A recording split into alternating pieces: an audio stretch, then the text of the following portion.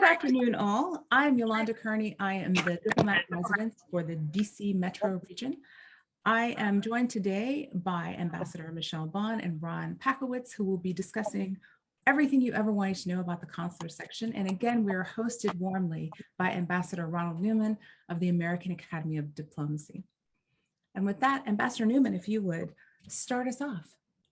Well, thank you very much, Yolanda. It's great to be back with you on this Saturday afternoon for the fifth and last one of these programs. Just to tell you or tell our guests a little bit about the American Academy of Diplomacy. This is a small organization of former senior diplomats.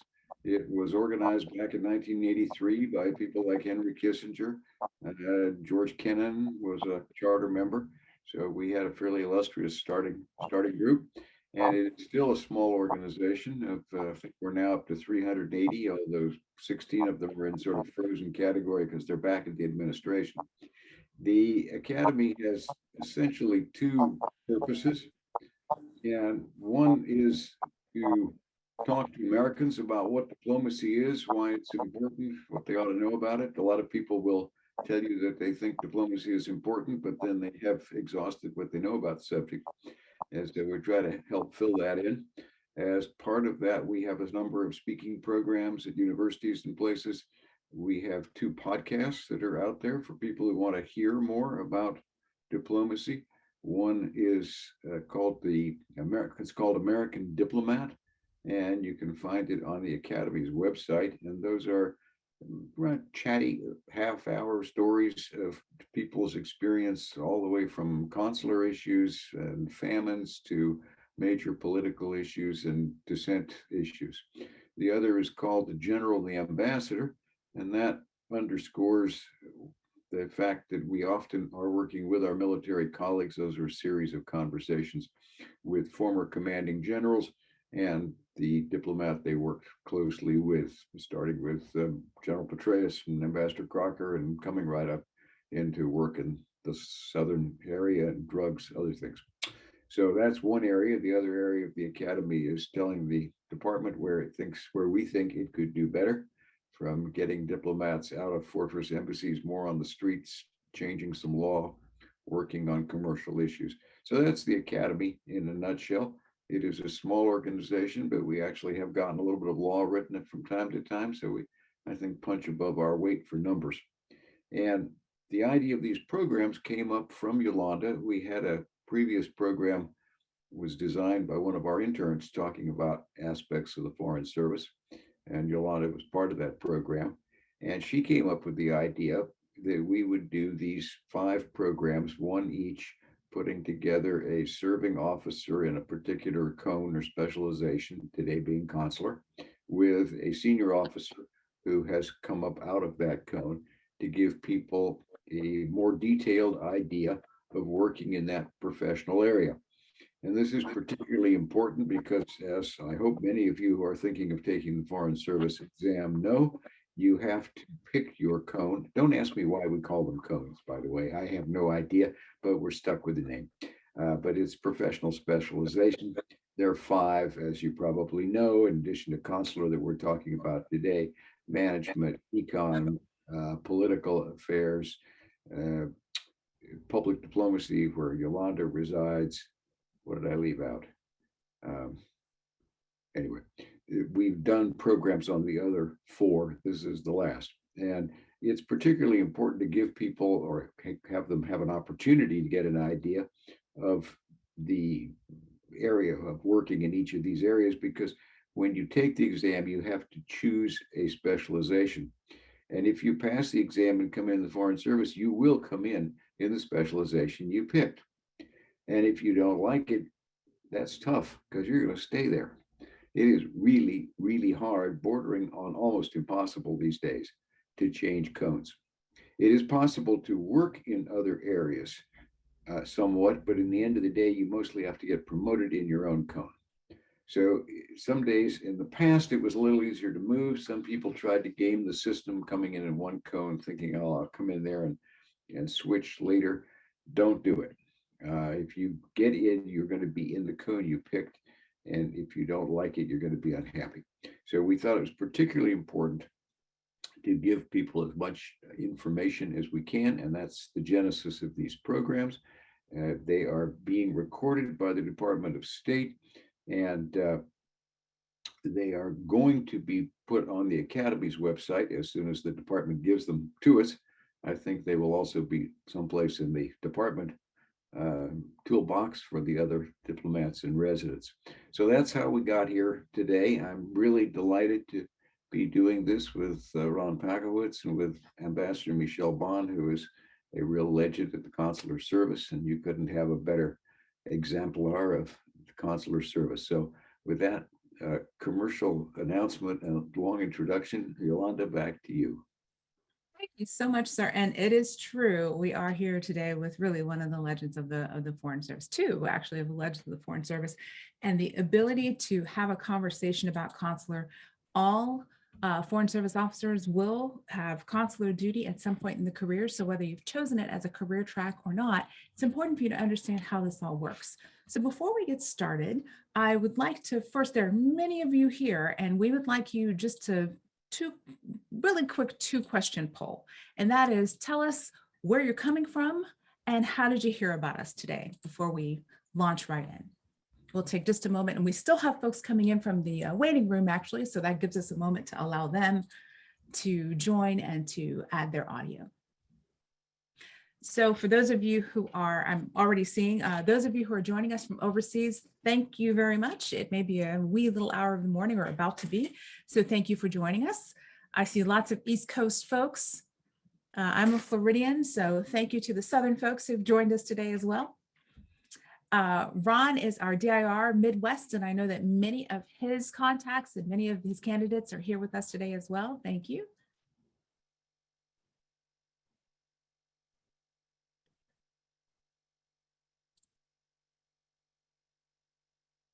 And we'll share with you the results of that quick little poll. So we are largely East Coast folks, but thanks so much for all of you for joining us from wherever you're coming in from. The other night we had someone who was joining us from Saudi Arabia at what was certainly in the middle of her night. So thank you for being with us. So with that, let's get started. I'm going to start with that most hated of all questions, which is tell us a little about yourselves, Ambassador Thoren and Ron, and tell us what brought you to consular work? What attracted you to consular work? Ambassador Thoren, I'd like to start with you.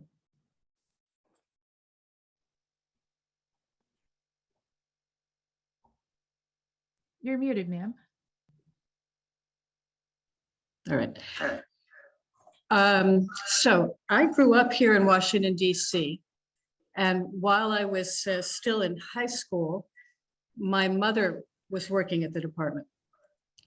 And she came home more than one night and said, you ought to think about the Foreign Service. These are interesting, fun people. You'd be good at this. You should look into it. And so during the 4 years that I was in college, I actually worked at the department as a summer intern, which gave me a really great introduction to the department and to the work that is done. I spent most of my time in congressional relations. So working with the Hill or supporting the people who work. My first tour was consular. I actually came into the department in the Econ Code, but I loved the work that I did. And then I worked in a commercial job because with the econ folks also do commercial, and I had an econ assignment. And then I started doing more and more consular work. And in my case, that was driven primarily because I was married. I married and my husband was econ con. And so because we couldn't be in the same office, I had the opportunity to work in different jobs. But I love the immediacy of the consular work. The fact that there was a lot of problem solving. There were a lot of people who were turning to us because they were in trouble or had some sort of a difficulty or needed guidance.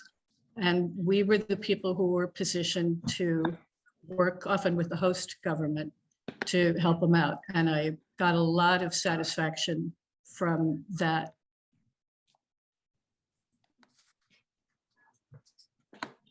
Yeah. Ron, tell us a little about yourself and what attracted you to consular work. Before you do, I just want to say to everyone, we will definitely get to your questions. We'd like you to post them in the chat. We'll get to them toward the end of this discussion, but also we'd like for you to make sure that you're paying attention. Frequently, we are going to cover your question at some point during the discussion itself. So listen up, and then toward the end of this, if we have not covered it, definitely feel free to post your question in the chat. So I'm sorry, Ron, you were telling us. I do think that Michele may have frozen again. Michele, you might want to switch over to your phone. So Ron. Sure. Well, good afternoon, everybody. And thank you so much, Yolanda, for putting this together. And thanks to Ambassador Newman for hosting us. And it's a real honor to be on screen, both with him and with Ambassador Bond. So thank you so much for including me in this. So yeah, my name is Ron Packowitz. I'm the State Department's diplomat in residence, or kind of regional recruiter for the Midwest. And I'm coming to you from the Chicago area. And this is where I'm from, right? So I was born in Chicago. I grew up in the Chicago area. I'm actually coming to you now from just a mile away from the house where I grew up in. And I'm kind of an unusual candidate for the Foreign Service early on, in that I grew up in a family where travel was just not something we really did. I don't think we had the resources for it, and just wasn't part of kind of our family culture. I can count on one hand the number of times I left the Midwest up until the time I was a teenager. I didn't get on a plane till I was 15. I didn't have a passport. I didn't have a passport. I should say, anybody who's joining us, please go ahead and mute if you don't mind. So we won't hear you. I didn't have a U.S. passport until I was in my 20s. Really unusual background for somebody who wanted to be a diplomat, right? But I was very much aware of the rest of the world and very interested in the rest of the world. And I knew that I wanted to be a part of it. I mean, growing up, I was reading about the rest of the world as much as I possibly could, even starting in middle school. And I knew that I wanted to get out and experience the world, not as a tourist, but really as someone who'd have the chance to just be out in the rest of the world and experience other cultures and meet other people and learn languages and learn music in foreign countries and everything that comes with experiencing another culture really very completely. I just didn't know how I was going to do it, but I learned about the Foreign Service when I was a sophomore in college at the University of Illinois in Urbana-Champaign. When I happened upon a booklet about the Foreign Service, I read about it and I thought, well, this is what I want to do. This is what I've been looking for. And I pursued that goal for a long while, right? So I got out of college, I applied for this job. I took the what was then just called the Foreign Service written exam right out of college, passed it, did not make it through the oral assessment. There was no qualification evaluation panel back then.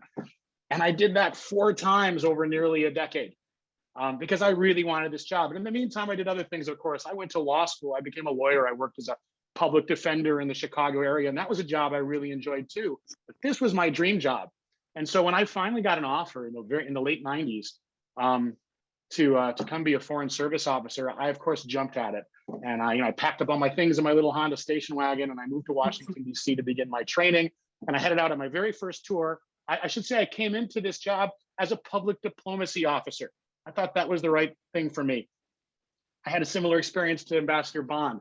I got to my first assignment in Ecuador as a consular officer, which is what most of us do for that first assignment, and I loved it. I loved it because it was very much a helping profession. As a public defender, as a lawyer, I was in a helping profession, and consular work also very much is there to help people, especially people who are having really difficult problems in far corners of the world. And I also, like Ambassador Bond, love the sense of being able to help people immediately. Unlike some of my colleagues, maybe who are political officers who work on projects that might last 50 years and years, I was often working on projects as a diplomat to help individuals where I could accomplish something for them in a matter of days. And so I had the good luck of being able to switch to the consular career track a few years into my career, and that's what I've been doing ever since. And I love this work very much. Thanks. Thank you, Ron. So Ambassador Bond, we know that you served as the Assistant Secretary of State for Consular Affairs, and tell us a little bit about the structure of that bureau and how it is that folks can expect to have their assignments come to them as they join the Foreign Service. The Consular Affairs Bureau is unique in some ways within the State Department. We're one of the biggest bureaus. There are 13,000 people who work in Washington and in our embassies and consulates around the world. Almost all of our embassies and consulates have a consular section, and so that includes American and, of course, locally employed staff. So we are a global bureau. Some of the others, for example, clearly, if you're the European Bureau is responsible for our posts in Europe and so forth. We're one of the bureaus where we're responsible for work across the globe, and we often find ourselves using resources in one place to support a post that might be under a particular strain or particular challenge at a given time. So one of the things that I appreciated as I worked in the consular cone was that if I did a good job, let's say I was in Peru, not a place I happen to have served, but and I was doing a good job there. And then my next assignment was in a different bureau in Africa or in Asia or someplace. The same leaders back in Washington were still seeing my work and were appreciating what I brought to the job, and were able to see what strengths I was developing, whether I was getting, better at certain things. And very critically, they could also see the areas where I wasn't as strong as they wanted me to be. And there's a very, very strong ethic within the Consular Bureau of trying to make sure that people become the best they possibly can be. And so there's a real focus on professional development and paying attention and being quite upfront with people to say, you're great in many ways, but as a public speaker, you need to work on that. Or as in some other area. Foreign Service officers who are working in other cones may often have the experience that they might do a terrific job at one particular post, and then they're working somewhere in another part of the world. And so people are still going to be impressed with how smart and hardworking and good they are, but people won't necessarily have the context of being able to say, oh yeah, he did an awesome job in Tokyo, and now look, he's hitting it out of the park in Mexico City. So I found the fact that we were global was a big plus in terms of, in many ways, including attention to my own and others' professional development. Ma'am. Ron, can you tell us a little bit about what the work looks like at an embassy or a consulate? And then Ambassador Bond, if you would tell us what folks can expect of consular work domestically. A reminder to all of our candidates that Foreign Service officers spend about 2/3 of the career abroad and about a third or so of the career domestically. So let's talk about what that looks like out and back in the States. Ron. Sure. So I'll start it by, since we're talking to people who I presumably are looking at this as something for their future. I'll talk to you what you might be doing if you were overseas working as a consular officer early on in your career, where you were doing very much kind of the legwork of consular work. You are out there, whereas years into this career, for me and Ambassador Bond, we're managing teams of people. We're leading people. As a new consular officer, you may be leading some people, but you're also out on the street solving problems, right? So what's something that might occur if you were a new consular officer? Well, here's something that would happen all the time for me when I was in that first assignment in Ecuador. I'd get a phone call, sometimes late at night, maybe through the embassy duty officer who was taking phone calls late at night, letting me know that an American citizen was in some kind of trouble. Common problem, someone who's arrested overseas, right?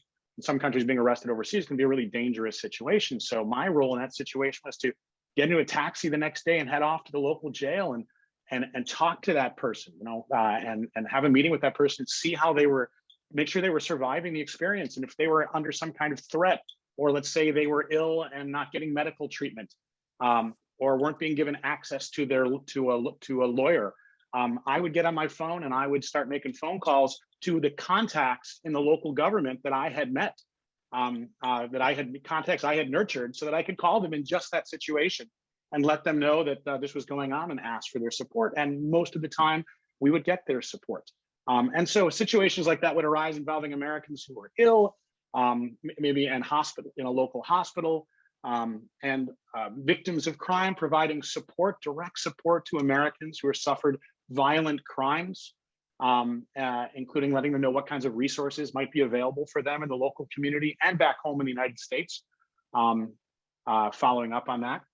And then the other half of consular work, which is also incredibly important and also really rewarding, is our role in the immigration process. Right? So we are making decisions about which foreign citizens can have a U.S. visa to come here as a tourist, as a student, as a worker, or even as a permanent resident who then receives a green card, permanent residence.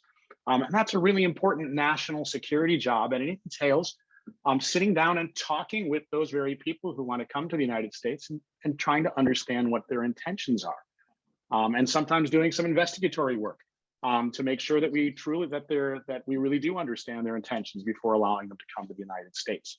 So as a new consular officer, you'd be doing much of that face-to-face interaction with people, or what I called legwork. Later on in your career overseas, you're still doing some of that, but you, as you get further on in your career, you're managing teams of people who are doing that kind of work, guiding them, planning, making decisions about what we can afford, what we can spend money on, and training them, and making sure that we're providing those services effectively under your leadership. And as we go further on in our career, and this is true throughout the Foreign Service and all the career tracks, we're leading larger and larger teams of people.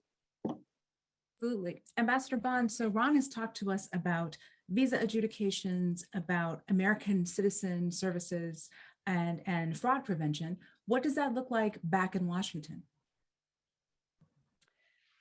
Well, in the Consular Bureau back in Washington, it's very much a huge team of people who are there to backstop and work as partners with the consular officers who are overseas.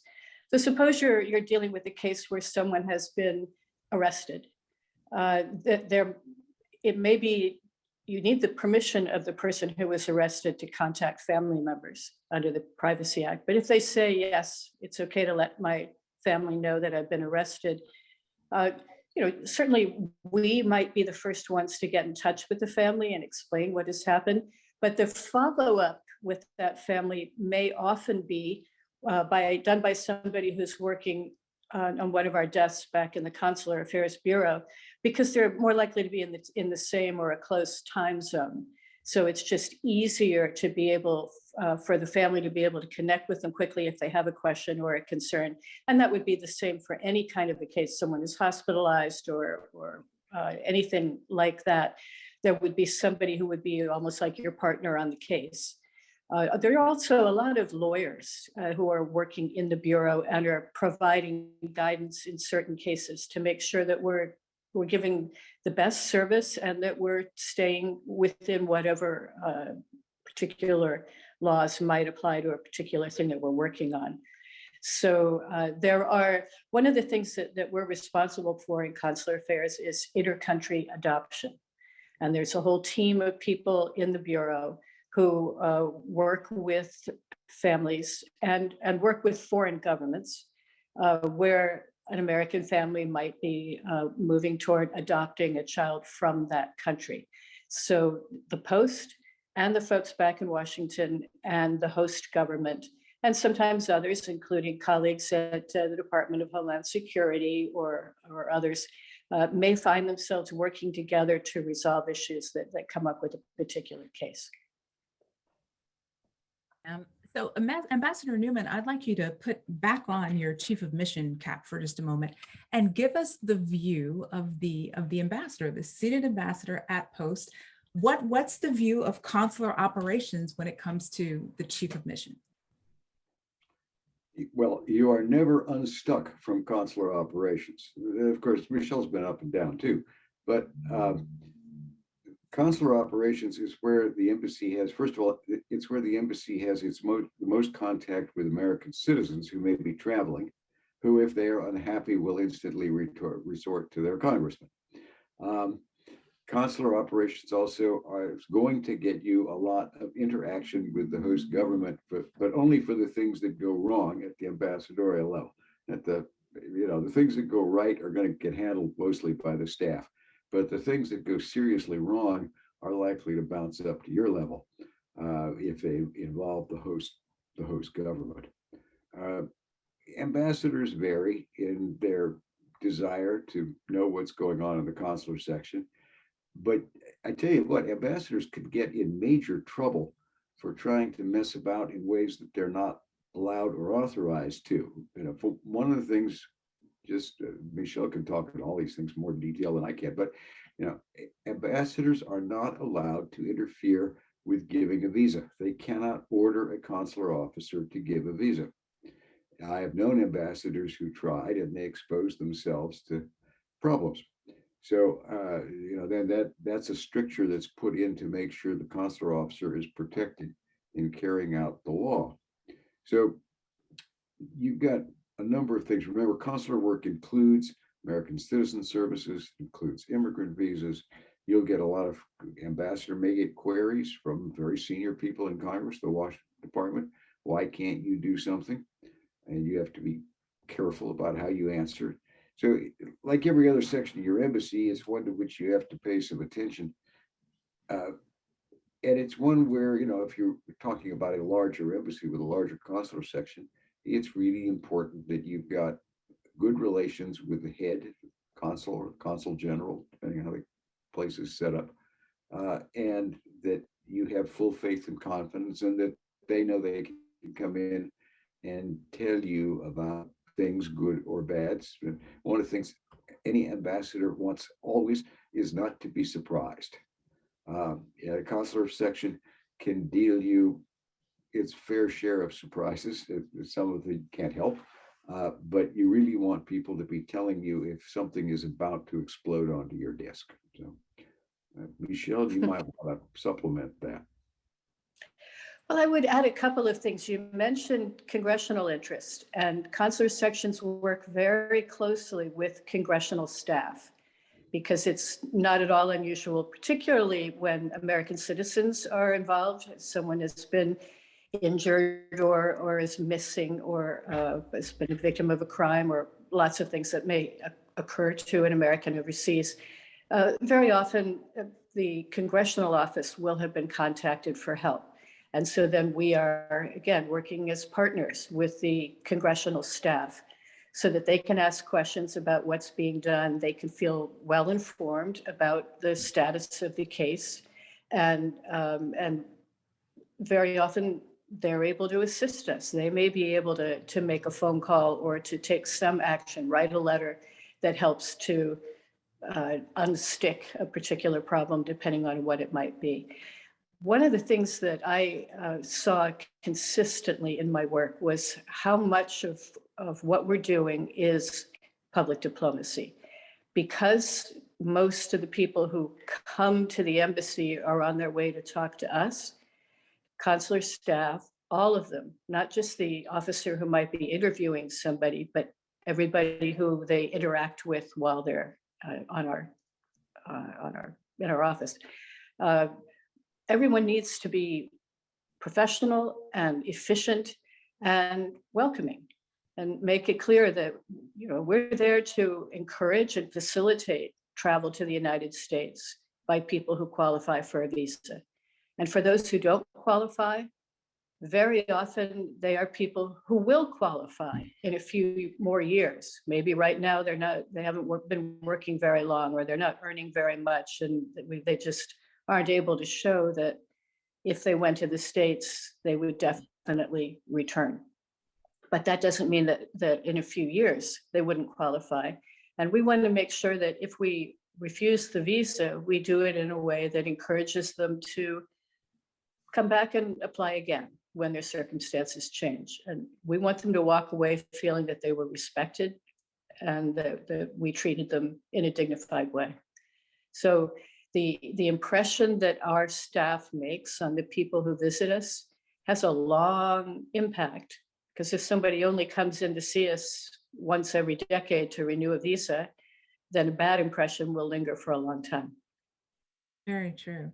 So Ron, Ambassador Bond talked a little bit about Homeland Security and some of the rest of the interagency. Can you tell us a little bit about what those equities are out at post? And then Ambassador Bond, tell us a little bit more, again, the view from Washington, what the interagency interactions look like for consular affairs. Sure, thanks for that. You know, some of our embassies, especially our larger embassies, look almost like a mini Washington, D.C.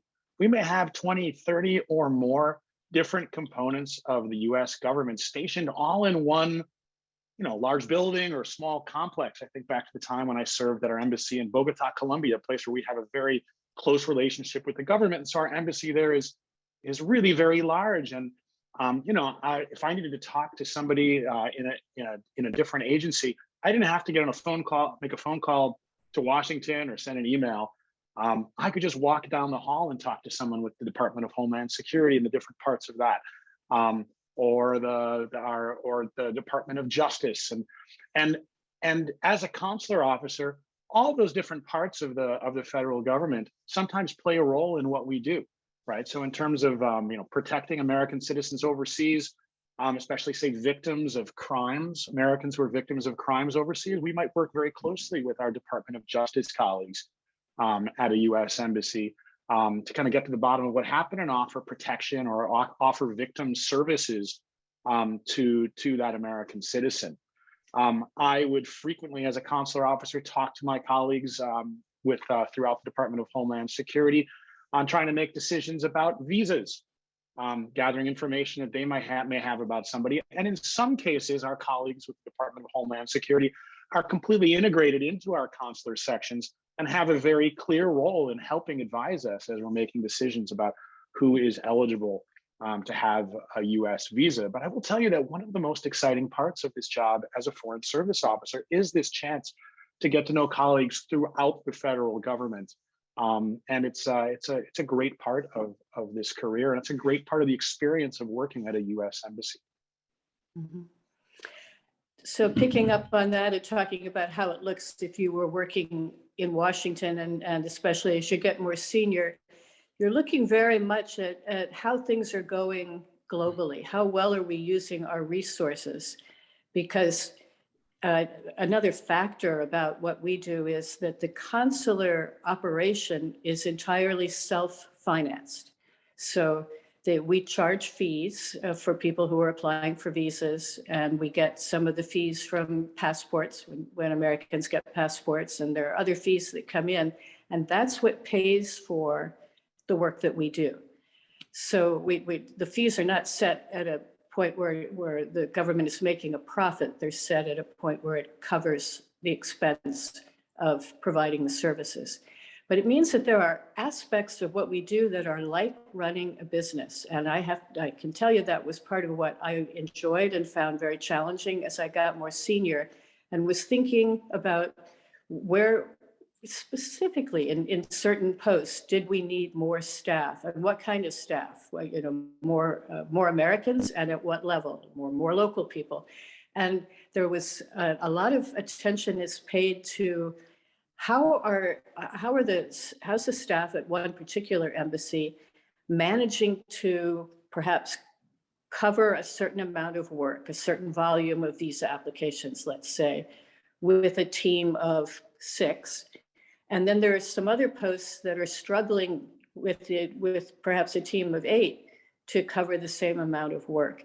And so there's a lot of careful attention paid to, are there smart things that the folks at the first post are doing that we should be encouraging other posts around the world to adopt?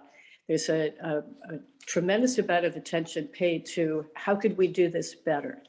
And again, that was really challenging and really fun and stimulating. And I think there's a real sense within the world of those who are doing this work that they are part of a global team, and that we all have things we can be learning from each other and ideas that we can be sharing that make us better at what we're doing. Already there are some questions about preparation for this career. So there are lots of lawyers. I will say some of my best friends are lawyers. So talk to us a little bit about the background that you see for consular officers. I'd like to see that, your perspective, Ron, as a DIR, and then you, Ambassador Bond, having overseen the operations. So I mentioned that I'm a lawyer, or I was. I was a public defender in the Chicago area. And we do have a fair number of lawyers who are in the Foreign Service and are consular officers. There is some natural connection there, especially, for example, in that well, for one, I mentioned that just like lawyers, consular officers are very much a part of a helping profession, but also in making those decisions about U.S. visas and U.S. passports as well.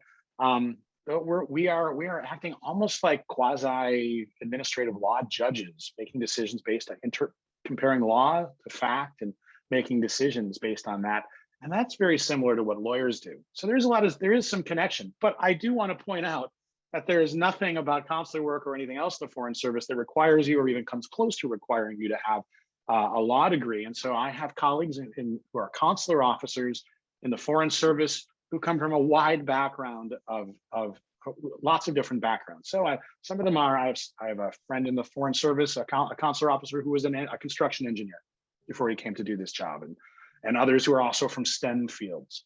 On the other side of the spectrum, I have some colleagues who are consular officers who were musicians and music teachers, and one who was an actor. And so it looks like, Yolanda, you may have been one yourself. And that's not uncommon as well, because of course we're looking for people from a broad range of backgrounds, and that really helps us solve problems throughout the Foreign Service, right? If I get into a room discussing some really thorny issue that's coming up in the consular section where I'm working, and I get, say, a half dozen of my colleagues in that room to talk it over, I'm not just talking with 6 lawyers. I love lawyers, but I don't want to be in a room with 6 of them just to talk about one problem.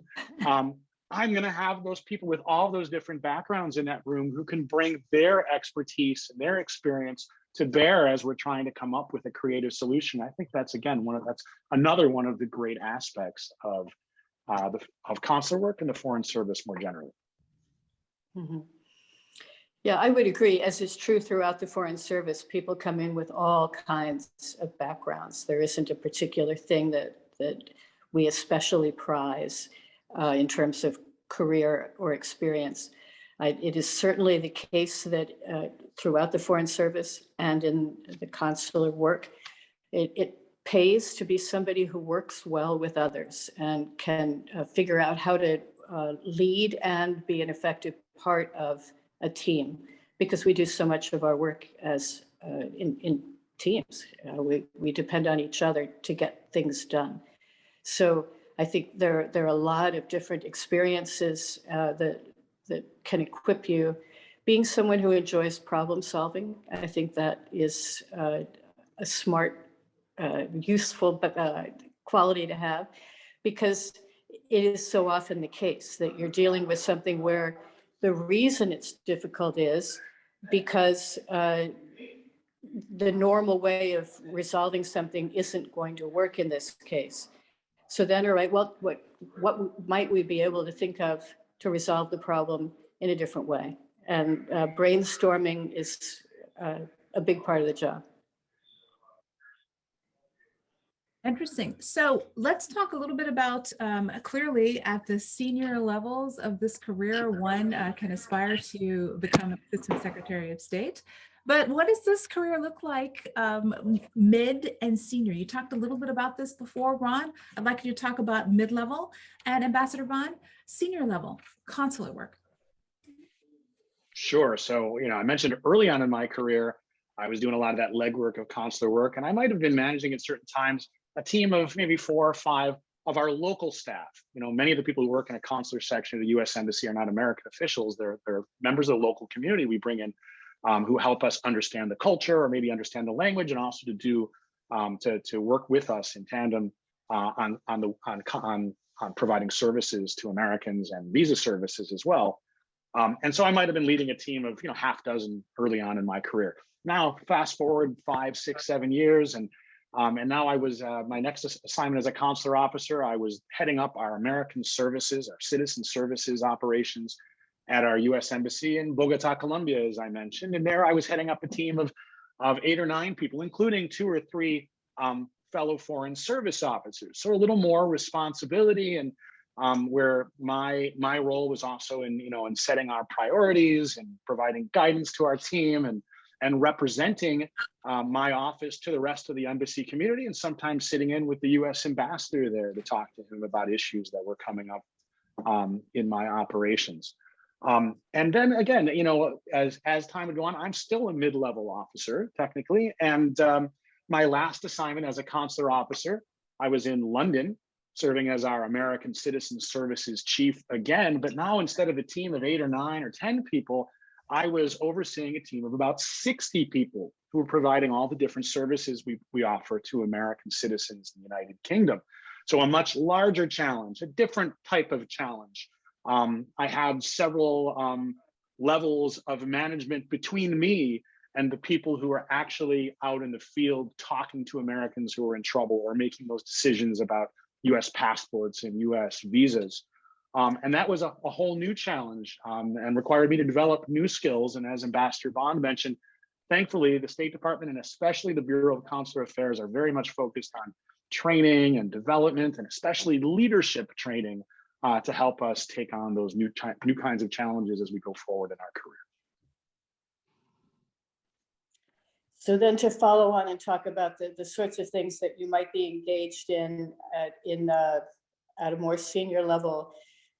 During the last couple of years before I retired, it was the Obama administration. And one of the things that the White House and the National Security Council and senior people in the department were focused on had to do with Americans who had been taken hostage, often in the Middle East. But we had some cases in North Korea as well. These are Americans in distress overseas, clearly. And so it falls within the kind of work that Consular does. But there were also additional major factors because these people were being held sometimes by groups that were not governments. They hadn't been arrested. They were being held by completely rogue groups or terrorist groups.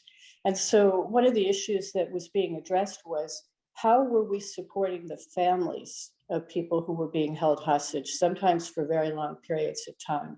And there were a lot of discussions involved.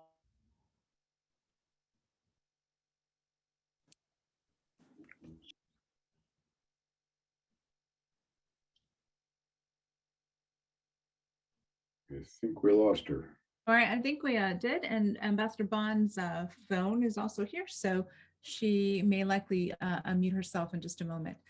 Ron, while we wait for her to do that, this is a question I think that we have lots of diplomats and residents hear this frequently, which is, how can I prepare? What should I be studying, et cetera, et cetera. So I will put in the chat a link to our suggested courses. And if you registered for this event, the email that you received had attached to it the suggested reading. But Ron, let's talk a little bit about what the preparation looks like for this career in general, and more importantly, for those who are planning to sit the FSOT.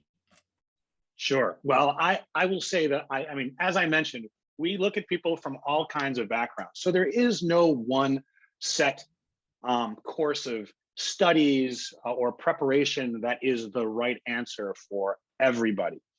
I will say, if you take a look at our website, and I wouldn't be surprised if Yolanda will put a link to our 13 dimensions, or what we call kind of 13 qualities we're looking for in a foreign service officer. I can tell you what I think some of the more important ones are, in my opinion, at least, right? So you'll see on that list something we call cultural adaptability. We're looking for people who are going to be comfortable and thrive in different environments, all kinds of different situations. We're going to put you, you're going to work for 2 or 3 years in one place and then move to another place and maybe be learning and speaking a different language and operating in a completely different culture and maybe doing a very different job We want to make sure you're going to succeed getting out of your comfort zone. And I think any experience you can get showing us that you are okay getting out of your comfort zone will serve you well during our hiring process. We're looking for people who, you'll see something in that list called experience and motivation. And one way I talk about that is we're looking for people who are willing to, who can show that they've made a commitment to public service. This is a fantastic, exciting career, but there's also some sacrifice involved. And we want to know that you're up to that challenge as well. We want people with leadership experience and skills and experience working with teams of people. So anything you can do where you're working in groups at some important task and helping move the group forward as they go through that task, that's going to be helpful to you as well. And then we want great communicators. So we're looking for people who are very comfortable getting up and speaking, but even more so, I think, are very comfortable and very effective at writing. So much of what we do in the State Department every day is in writing, not just formal writing and what we call cables, but even all those emails and text messages we're sending to each other every day. Those have to be well written too. And we want to make sure you can do that as well. And we assess your writing skills, I would say, more than any of those 13 dimensions throughout the entire hiring process. So anything you can do to build those skills in particular, I think will do well for you. I didn't get to the FSOT in particular. I don't know if you still want me to do that or if I've taken too long already. Well, we'll talk a little bit about that. There are always lots of questions about the FSOT, but I am curious to hear, Ambassador Bond is back with us, and I am curious to hear from both of you what you wish you'd known about consular work before you started. And I'd like you, Ambassador Bond, to take that first. You're muted. Thank you.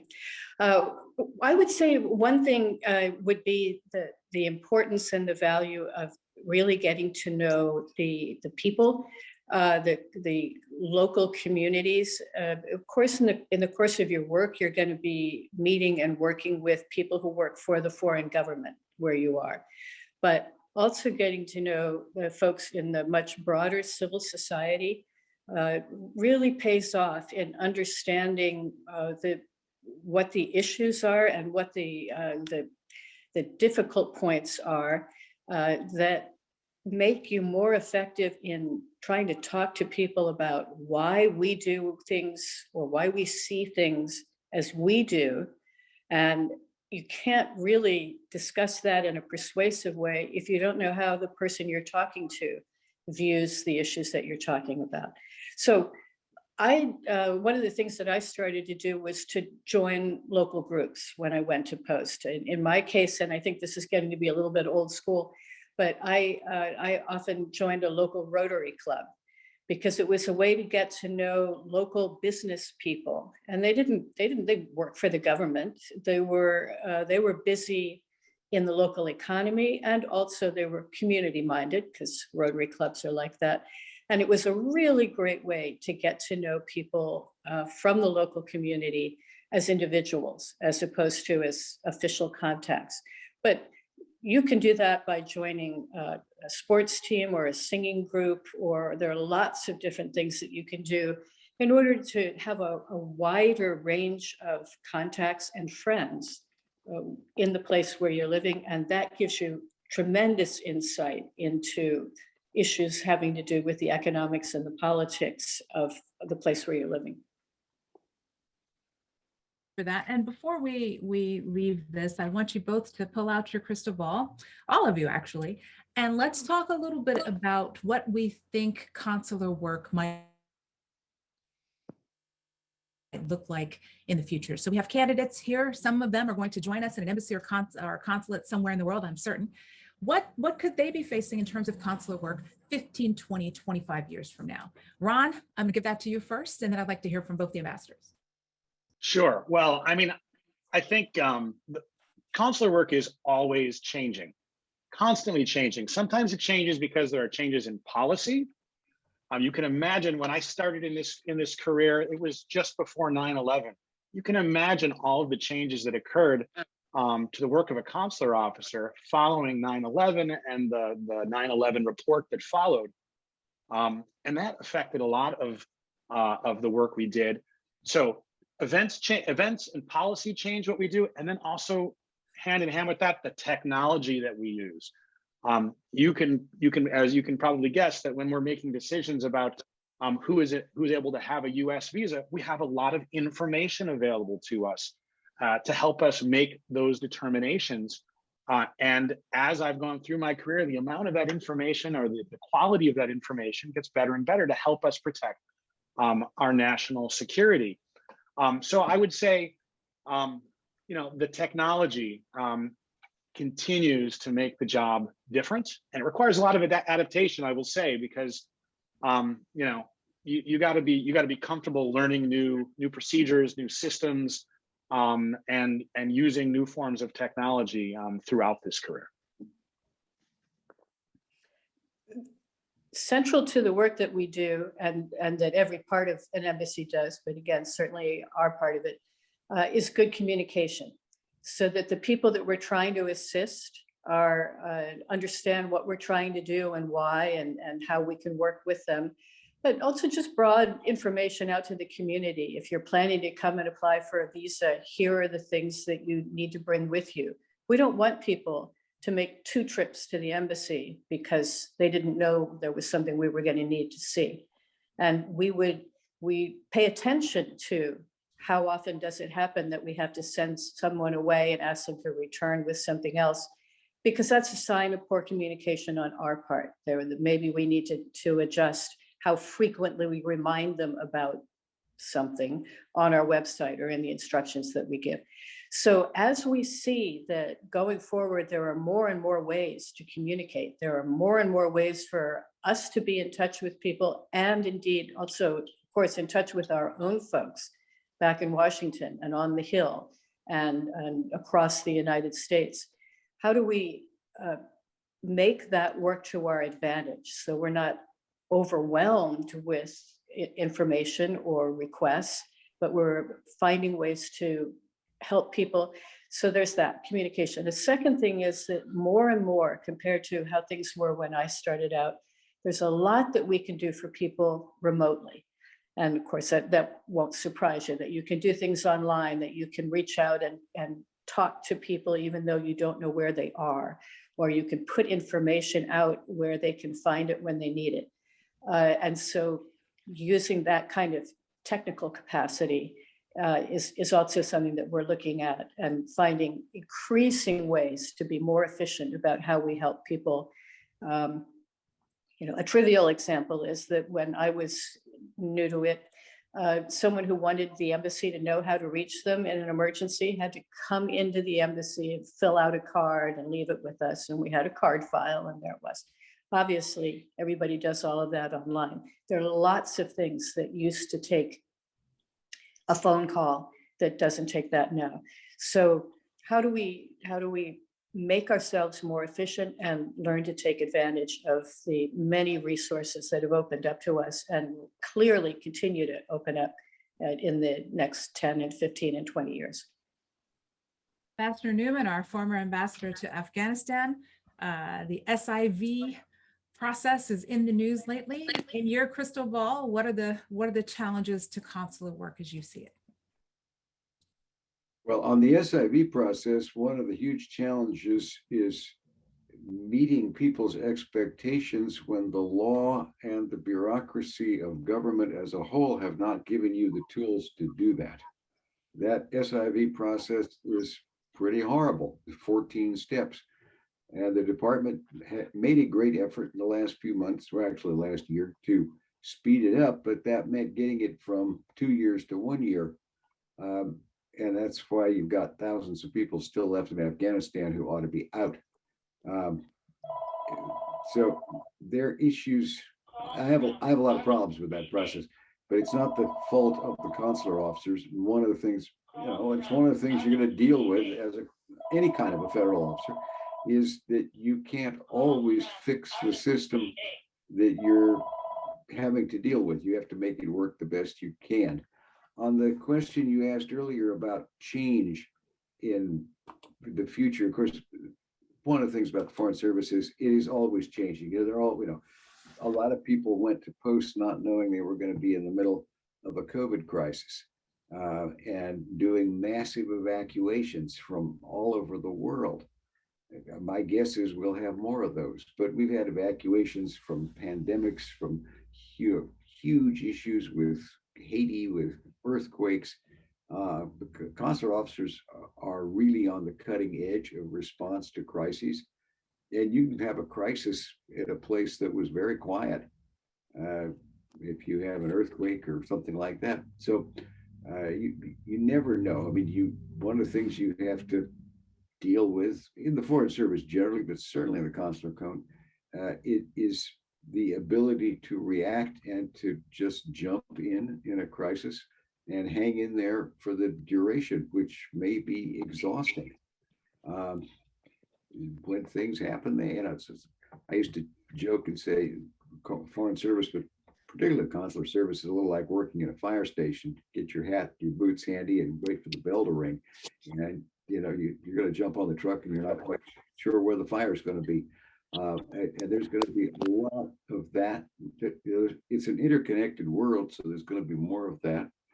I suspect another problem we're going to deal with is the competition between Washington agencies for how to run our business.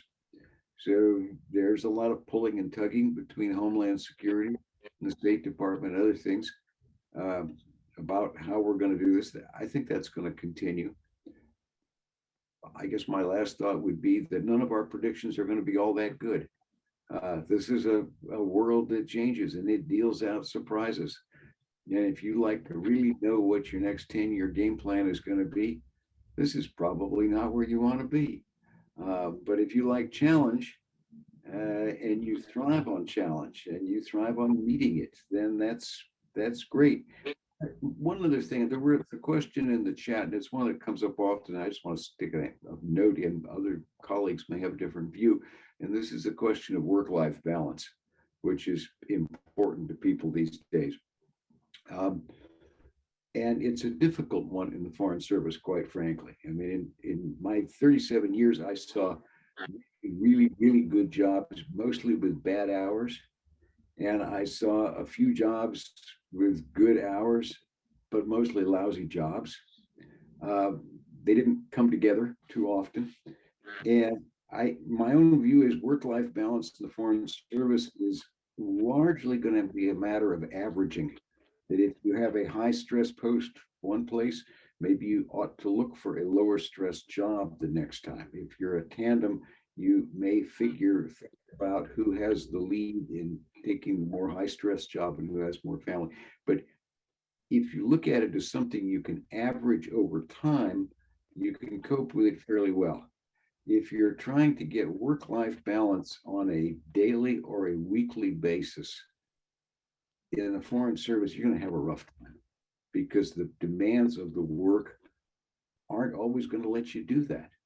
I mean, it's a good thing to do if you can, but it's really important to take a longer term view and look at how you average these things between posts, between tours. Otherwise, if you try to do it on a very short term basis, I think you're going to drive yourself pretty crazy. But I defer to, I've got 3 colleagues that are active. I mean, Michelle's not active anymore, but a long career, and 2 that are active. So please chime in if you think that's too hardcore a perspective. Ambassador Bond, I would agree, but Ambassador Bond and Ron? I was part of a tandem couple. My husband was also a Foreign Service officer and also eventually served as an ambassador. He was ambassador to Bosnia. And we had 4 children. And so without question, it was an important issue to think about how do you make sure that you are giving full value to the US government in the work that you're doing, and also making sure that your family is getting what they need. And so I would definitely stress what Ambassador Newman just said, that it makes sense to be thinking about your career in the long term. There were tours where what I was looking for in an assignment was work that I would find stimulating and interesting, and I could predict my end of day. So I could plan to be home for dinner. And that meant I didn't bid on jobs where I was going to be the special assistant to the ambassador, because that means you're at the office or wherever the ambassador is until the end of the ambassador's day, which is probably not going to be dinner time.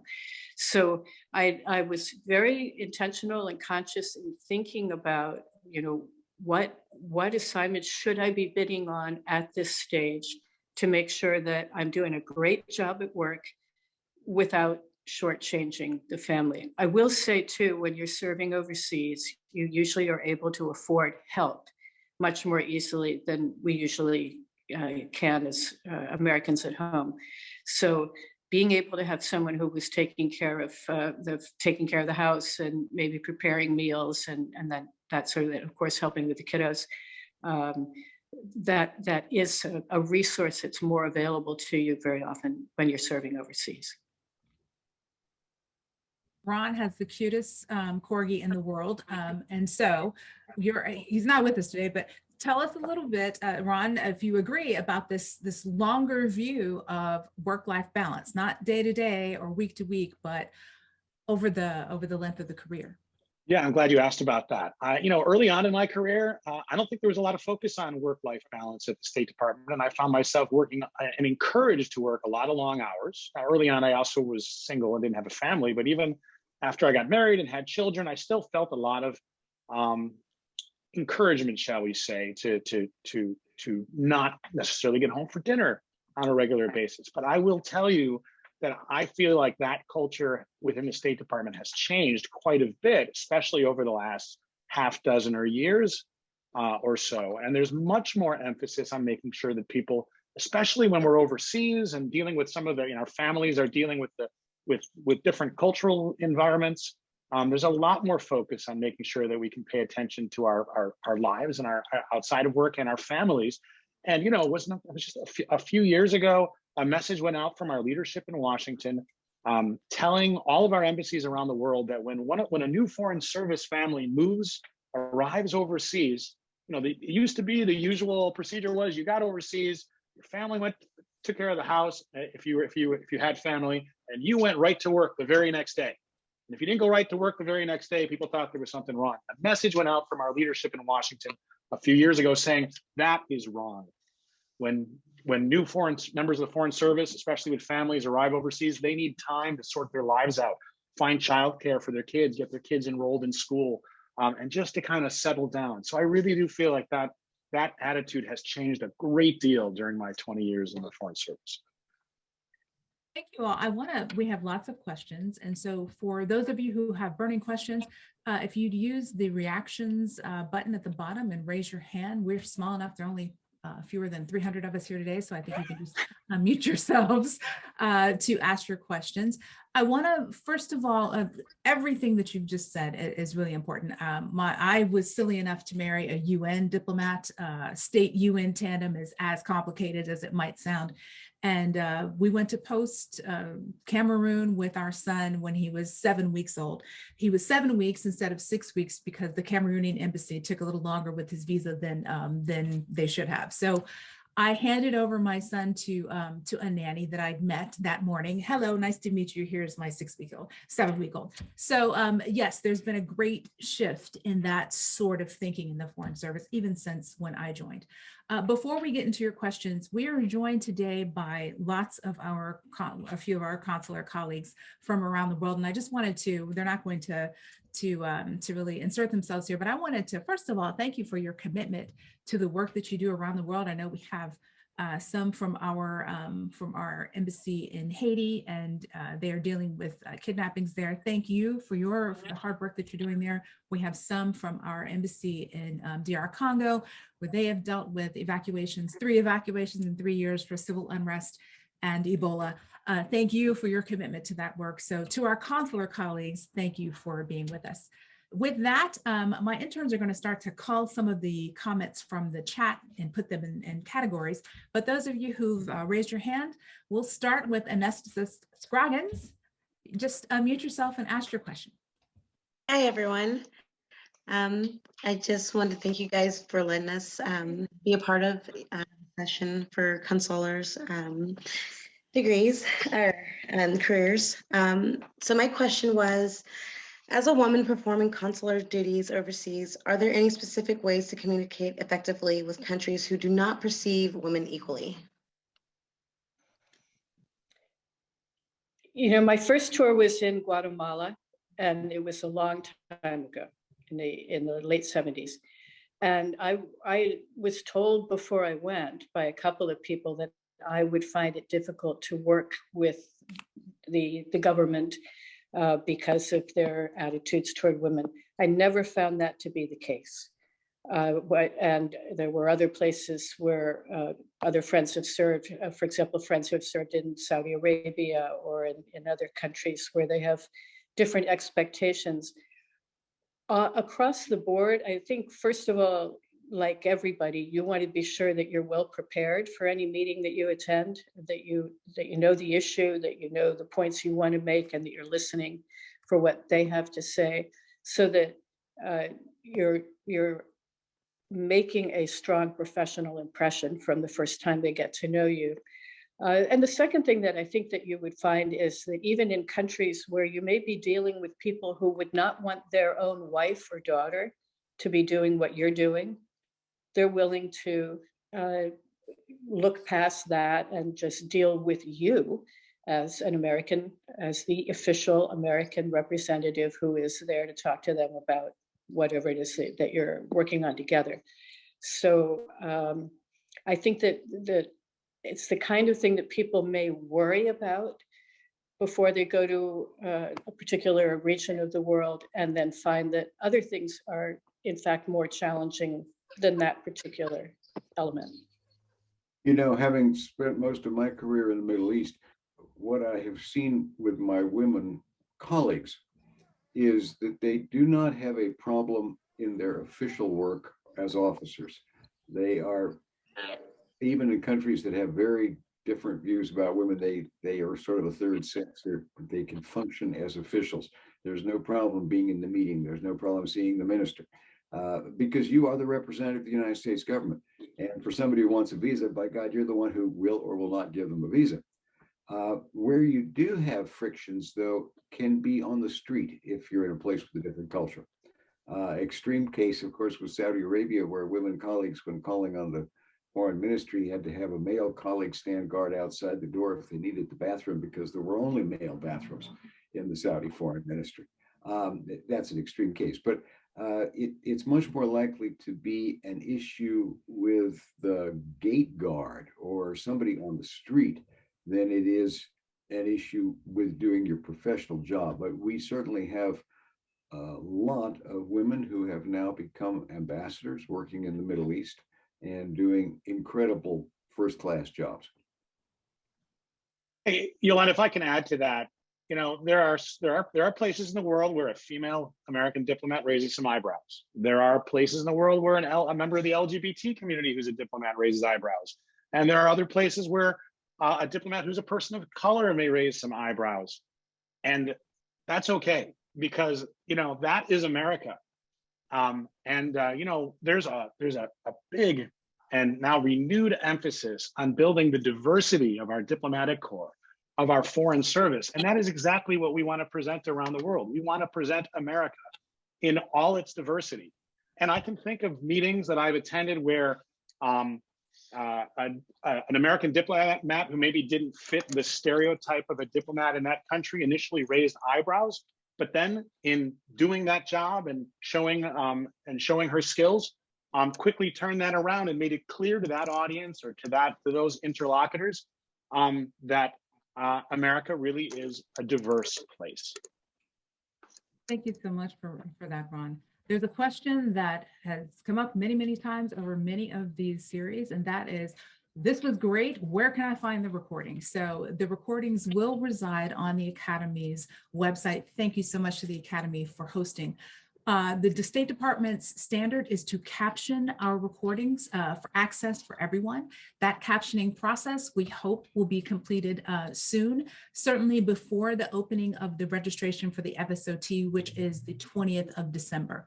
If you registered for today and received that email, we have your contact information. Once they're ready and the links are live, we will send you those links so that you can see them on the Academy's website. With that, Giovanna, unmute yourself and ask your question. Hello, it's a pleasure to be here. Thank you for hosting this event. My question is regarding Mrs. former Consulate Bond.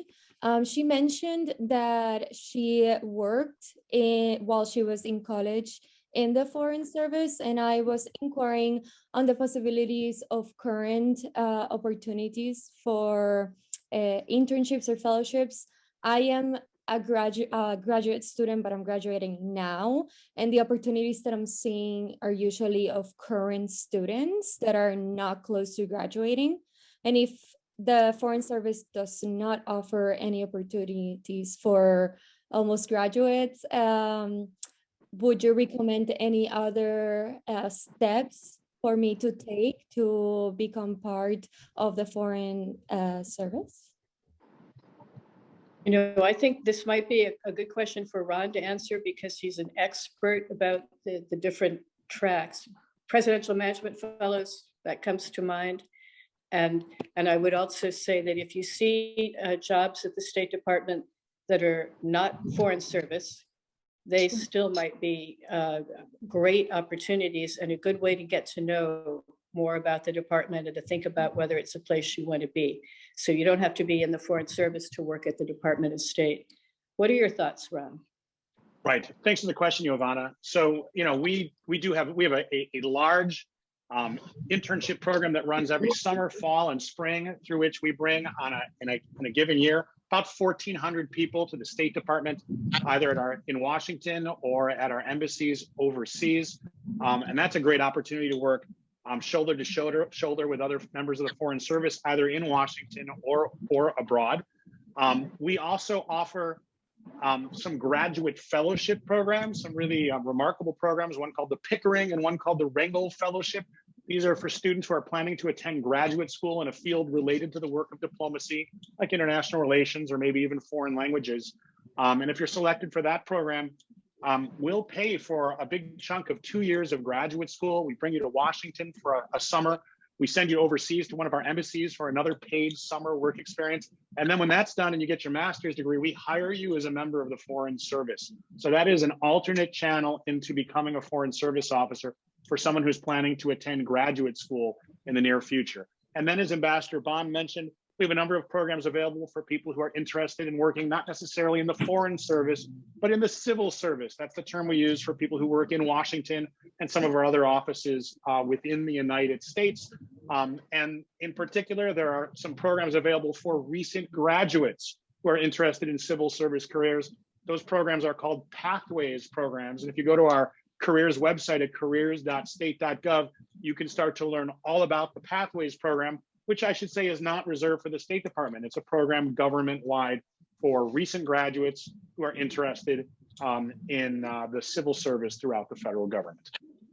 An additional fantastic possibility that I want to mention is the Consular Fellows program for people who have professional fluency, who are able to work pretty comfortably in Spanish, French, Portuguese, Russian, Chinese, Arabic, in those languages. But you can look on the State Department website to learn more about Consular Fellows. These are people who can be hired to work in our embassies overseas in consular sections.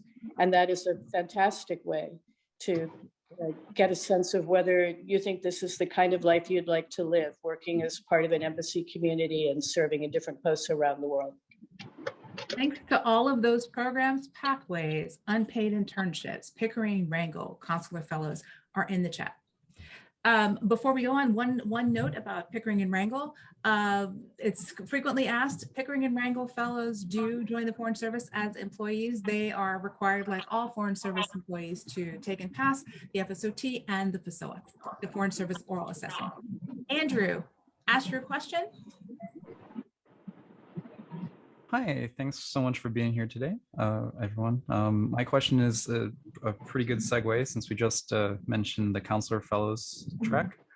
About how often do those assignments get put out? I know they're assigned right after the oral assessment, but and I know those oral assessments, some of those, the cohort scheduling has been pushed back a little bit due to COVID, but about how often per year do they happen? Quarterly, bi-yearly? Needs of the service. And so with COVID, some of our consular operations clearly were pulled down. So this is one of the phrases that you will hear frequently throughout the career, which is the needs of the service come first. And so as there are particular needs, we will put those classes together. Right now, Russian was one of the languages that was included in the Consular Fellows program initially. We're not recruiting for Russian speakers currently, just based on the needs of the service. So that's your answer. Once you are on the register, once you have a competitive score, and when there is need to put that class together, you'll be contacted, and then ultimately contracted by our registrar's office. All right, thank you so much. Sure.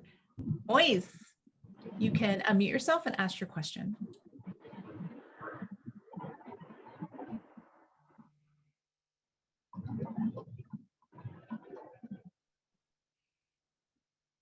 Can you hear me? You're still muted. Moise Reynaga, you can unmute yourself and ask your question. Hello, sorry about that. My internet connection's been a little bit spotty, but good afternoon. Thank you. My question was regarding a little bit about the Foreign Service and the consular career areas. I did an internship with the National Defense University, and my area of expertise is kind of intelligence kind of field of things and analysis. What specific careers within the State Department would kind of line up with that?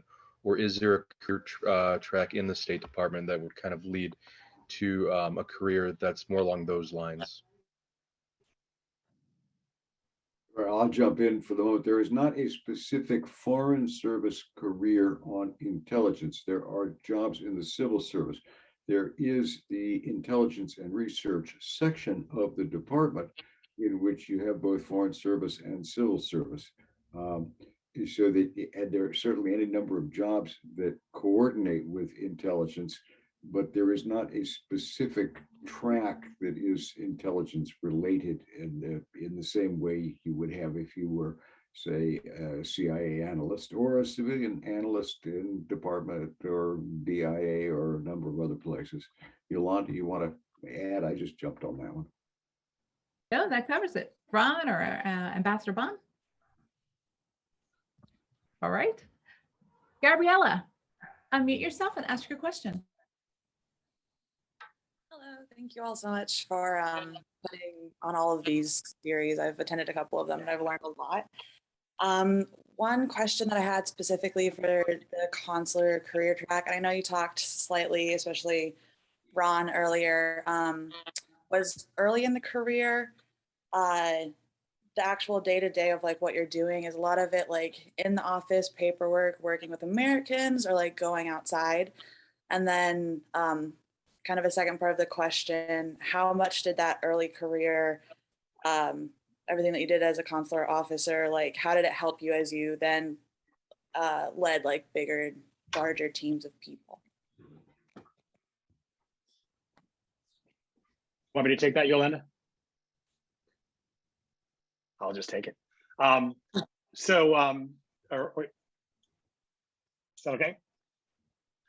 Right. So, you know, that's one of the challenges of consular work, and really of all of the different roles in the Foreign Service, is balancing the work you need to do in the office, of which there's plenty, and especially for a new consular officer, where you have to have those conversations with people, frequent conversations with people to learn their intentions for wanting to travel to the United States. So there's a lot to be done in the office, but it's really important to keep in mind that many of the goals of a consular officer can only be achieved through diplomacy, right? So I mentioned that, you know, if I meet an American who's been arrested and is in custody overseas and is in some kind of trouble and needs some additional support. Well, how do I get them that support? Well, I got to get on my phone and call people who I've already met, right? Well, how do I meet those people? I got to get out and have lunch with them or invite them to my office or go to their office and meet them and create a relationship so that when something comes up where we need some support, I have somebody who I can call who will in fact answer the phone and hopefully will help us out. So I need to be out establishing relationships throughout the country to help with those kinds of problems. And likewise, the visa function that we've been talking about, that immigration, that important national security role of our immigration system that consular officers have. Sometimes we need to get information from our counterparts in foreign governments or we collaborate with our counterparts in foreign governments to break up fraud rings. For example, if there's some large scale fraud ring in which lots of people in that country are trying to obtain US visas by giving us false information, we often work with foreign government counterparts to help find those. And so we need to have close relationships with local law enforcement, for example, to make that happen as well. So yeah, we got to balance doing the work that needs to be done in the office with all of that relationship building. That's a key to diplomacy of all kinds, and especially for consular officers. Yeah. Thank you, Ron. Joey, unmute yourself and ask your question. Hi, everyone. It's great to be here. Thank you for your time. So I just have one kind of basic question. I'm sure you guys hear it all the time. So I recently, like a month ago, graduated from grad school with my master's in international relations. I speak Portuguese and Spanish fluently. And I guess my question is if I do pass the Foreign Service exam, the Foreign Service oral exam, is it often where someone who is bilingual or multilingual, would they be post at a country where Portuguese or Spanish is the most common spoken language? That the probability might be high because we have a lot of posts where either Portuguese. Brazil is a huge country for us, for example, in terms of visa applicants, and then across Latin America, Spanish. I remember when I came into the Foreign Service, one of my classmates spoke fluent French and Spanish. And he said, send me anywhere in the world. I'm ready. I want to get out there. And to his chagrin, he was posted to Toronto, which did not strike him as being remotely exotic. But it was a post where they needed someone who was fluent in Spanish and in French because it's such an international country, Canada. And many of the people who were coming in and applying for US visas didn't speak English, but they spoke Spanish or they spoke French so it doesn't mean that you would necessarily spend your career in posts that where those languages are spoken, but as a way of getting you to post quickly instead of keeping you in Washington for months of language training, you'd be a strong candidate to head straight out to a place where you could use your facility in those two languages. Perfect. If I can just add, Portuguese and Spanish are two of the 4 languages that we are recruiting for the Consular Fellows program. So if you're fluent in those 2 languages, take a look at the Consular Fellows program on our website. It's not unusual, not unheard of to apply for both the Foreign Service officer position and the Consular Fellows program at the same time. You can do that, and one doesn't affect the other. Take a close look at that program, given your language skills. Perfect. Thank you. You bet. Lila, unmute yourself and ask your question. Hi, everyone. Thank you so much for hosting these webinars. Very informative. I've seen a few questions pop up in the chat, but I'm curious, I'm looking at applying for the Foreign Service more as a second career. I'm in my late 40s, and I guess I would love to hear, how this is viewed in the application process. Is there sort of a number of older Foreign Service officers that there's a cap? Yeah, I would just like to hear a little bit of, some information on how that's viewed in the application process. Thank you. The mean age, Ron, correct me if I'm wrong, the mean age, average age of a Foreign Service officer of the last few classes was 34, which tells you that we have a range of people in that acceptable incoming age of 21 to 60. So in my A100 class, that's sort of boot camp for Foreign Service officers, our orientation class, there were 91 people in that class, and we were all over the place. We had 2 who were 21 years old. We had 2 who were in their upper 50s. And so we were just a little bit of everything. And in addition to the various backgrounds, there was a rogue music historian who was in that class. There was a mortician in that class, a florist, 2 reporters, you name it. So we have not come up with a particular credential. This goes back to another question that we see. Do I have to have a particular credential to join the Foreign Service? As a Foreign Service generalist, as an officer, absolutely none. Simply have to graduate from high school, be an American citizen between the ages of 21 and 60 when you join, and pass our testing processes. So the reason that we have not set out a particular credential is because we have not found a particular credential to be a predictor of success in the Foreign Service. If we had, we would say get that degree and come in. Instead, we rely on the 13 Foreign Service dimensions. They're in the chat. You received them when you registered.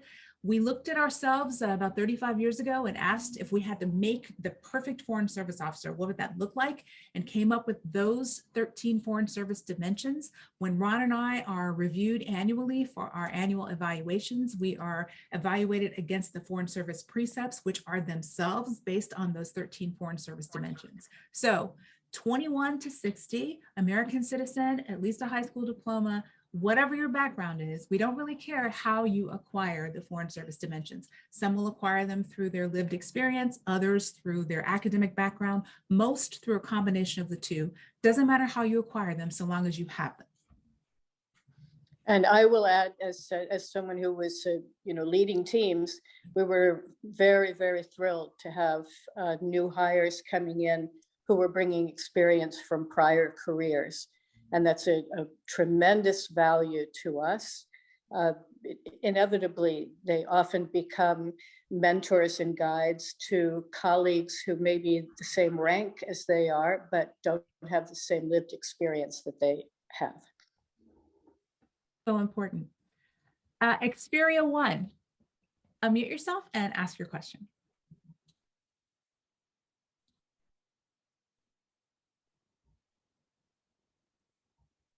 Yes, hello, this is James. I did go through the oral assessment recently. I didn't pass, but I do have a question on going forward with it either way about when you're being checked for your background. Is there anything on the record absolutely restricted, or if anything that pops up, they'll automatically disqualify you? A fairly common question, and we've posted some commentary in the chat about what is evaluated in the background investigation. We'll put it there.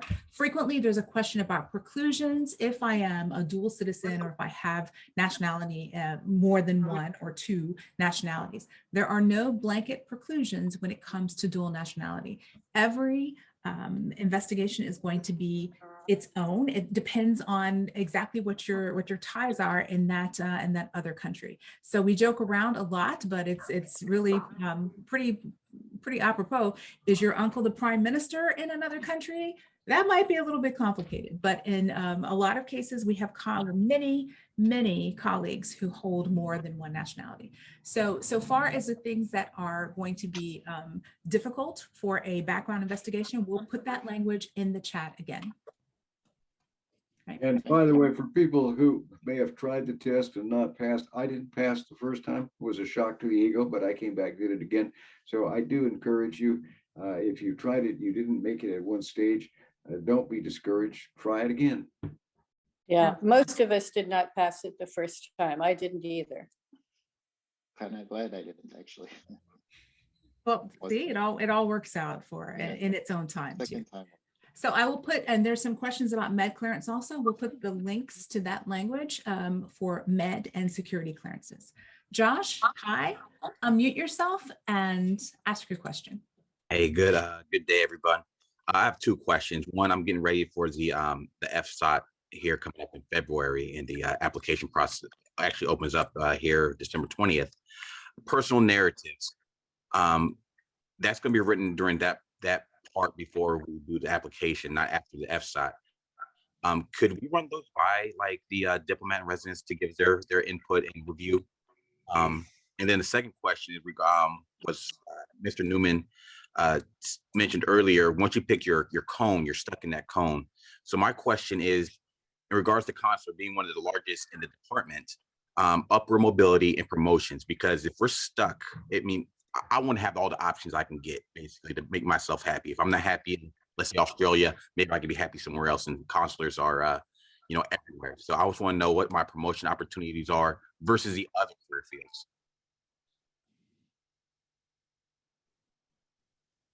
Well, I'll let Ambassador Bond speak. Well, former Assistant Secretary Bond speak to the trajectory of the career track. So part of the reason that we've had each of these sessions is to, first of all, show there are ambassadors that come from each of the 5 career tracks. So we want to make sure that people understand what the possibilities are for each of these careers. And the possibility is clearly making it to the senior foreign service, to the highest levels of leadership in the department. But I will allow Ambassador Bond, who knows the consular track much better than I do, to speak to what that trajectory looks like.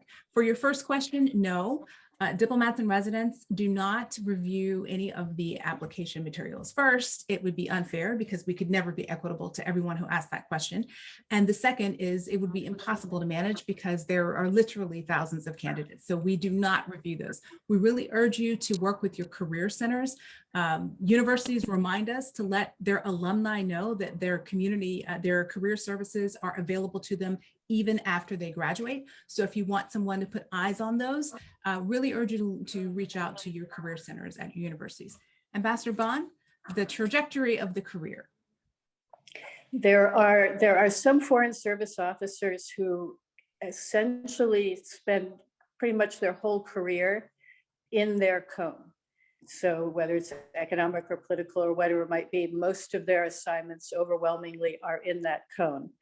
So if you were a person who's in consular cone and you love the work and it's what you want to do, we are such a big operation that there is lots of headspace for moving from different types of work and for moving into jobs where you have a great deal of responsibility. For example, if you were the head of our consular operation in India, you would be not only responsible for what we were doing at the embassy in New Delhi, but oversight and coordination of everything that was going on at all of the consulates throughout India. Brazil is another big place, Mexico, China. So running a consular operation in Guangzhou, China would be a very big job. You'd be supervising more people than many other foreign service jobs would ever be likely to supervise. If you're running the operation in Frankfurt, another very big place. That being said, I think most foreign service officers do work in different jobs in the course of their career. And so if there were something that was interesting to you that is not strictly consular, there isn't any reason why you wouldn't be able to bid on a particular assignment, and maybe you have a particular background in that region or with that language, or simply an interest in the issue that you'd be working on. And there's no reason why people, in fact, I think many of the strongest senior leaders are ones who have had experience in more than one cone. But as the point that was made as we started this evening is that you want to expect that you'll probably spend most of your career doing the work in the track that you select. You know, there are a lot of jobs in the State Department itself, that is domestically, which are classified as interfunctional, and they can be held by officers of any cone. There is a lot of ability to work out of cone. You just have to balance that against the fact that the preponderance of promotions are in cone. So if you work too much out of cone, you may find that you're doing yourself a disservice for promotion. On the other hand, if you try to figure out exactly what is the best job to get me promoted, forget it. It just doesn't work that way. For one thing, people change the profession around. I've always told people, anybody who tells you you've got to follow exactly this path in a career, the only thing you know for sure is you can ignore them, because the system will probably change in a few years. So you look for what is going to really turn you on, and then within those jobs, look for the ones that might have the best career prospects, but don't get too wrapped around the axle. That It's is not wrapped around fantastic the advice. axle. I was just hoping to the consular track actually has more opportunities versus say the other tracks in regards to getting promoted within your cone, because they're so large. I have to let Yolanda speak to that I don't think the promotion rate is faster. Yeah, Josh, I think the point Ambassador Newman is making is we're all promoted through a competitive promotion process that works the same, more or less, for all 5 of the career tracks. And while there may be slight differences from one year to the next as to how many of each career track are promoted to a particular level, you can't figure that out in advance. So that really shouldn't be part of your deliberation as you're figuring out which career track to select. So what I want to do is ask the, beg the indulgence of our panelists, because we have a very large group today. We are already over time. However, the hands that are already up, I would very much like for us to go ahead and accept those questions, ending with Virginia. So that'll be the last hand that we accept. And then if we don't reach your question today, I really urge you to reach out to your diplomat in residence. And with that, the indulgence of our panel for going over time, Christina, unmute yourself and ask your question. Yes, thank you. Good afternoon. Again, like everyone else, I sincerely appreciate the series of panels that we've had. So I'm currently a finance officer retiring from the military and planning to take the test in February. So my main question is, from the time, should you take and pass the test in February, what may vary, and partially this may have been answered earlier, but what is a realistic time frame from again passing the test to actually being placed in an assignment? It's the great question. So in a nutshell, there are 2 huge variables that determine how quickly a candidate is going to be placed.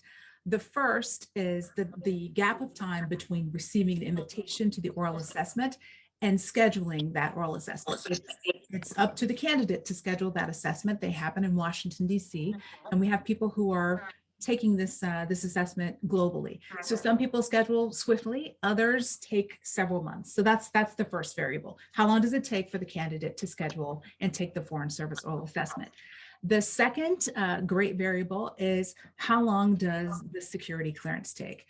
So for some people, if you have existing clearances in other agencies, there's not a pure transfer, but for those who hold clearances already, that process goes more swiftly than for people who don't. So that's the second thing. So if you were, backpacking through North Korea as an undergrad, that might take a little bit longer. So that gap of time, it's impossible for us to know. You know yourself and you know your background better than we do. You know how quickly you can schedule yourself to be assigned. So anywhere from, if everything goes swimmingly and amazingly quickly, 10 months to a year for some people, amazingly, and then upwards closer to 2 years for some others, depending. So that is not a firm answer, but those are the 2 great things. And the biggest variable, frankly, is the strength of the score coming out of the Foreign Service oral assessment. Those with the highest scores are offered a space in a A100 class first. So how quickly do you schedule yourself? How quickly do you get your clearances? And how strong is the score? And those things are impossible to know. So anywhere from a year to upwards of 2. All right, thank you. Fabricio, unmute yourself and ask your question.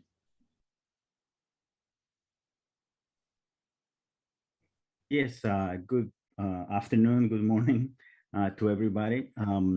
My question was a little bit more direct to Mr. Ron. As a public diplomatic diplomacy officer in Ecuador.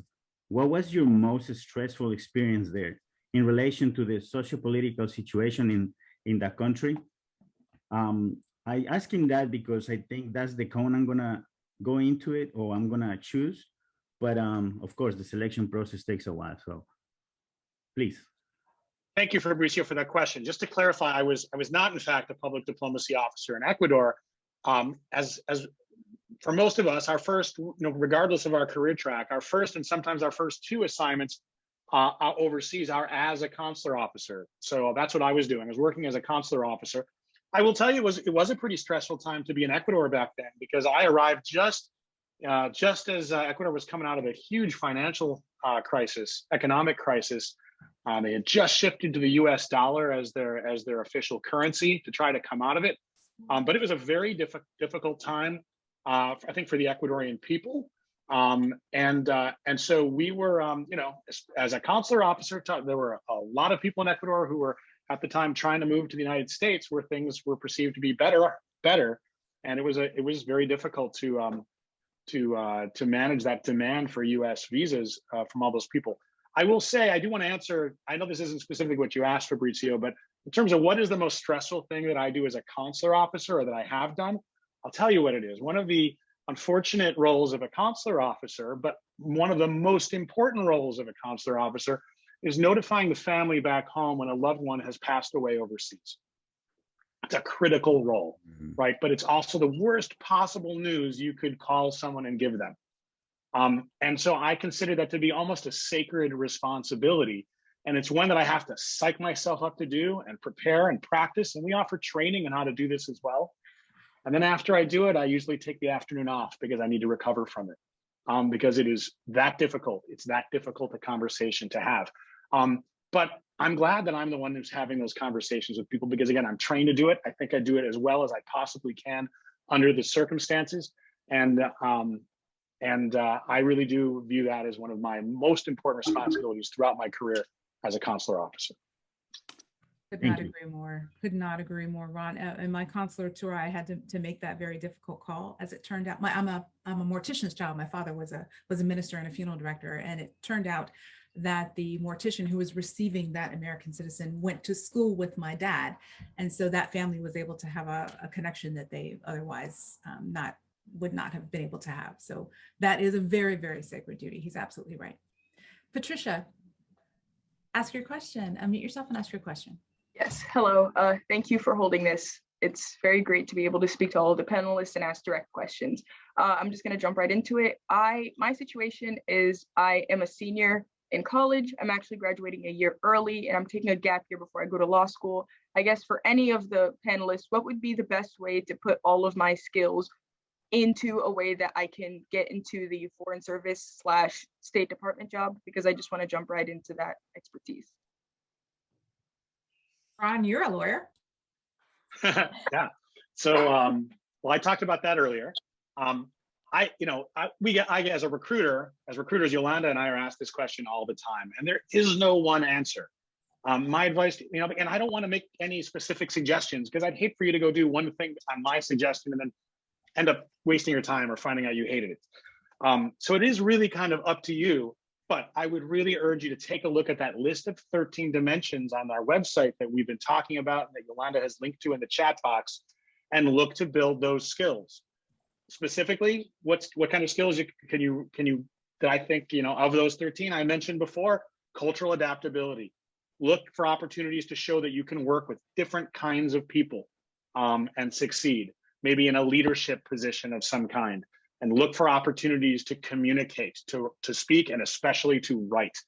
Those would be my advice, but how you do that, and again, look at all those 13 dimensions, figure out which ones you maybe have some gaps in, and look for ways to fill them. Mal, unmute yourself and ask your question. Yes, good evening, everyone, and thank you so much to all the ambassadors for your time and your service.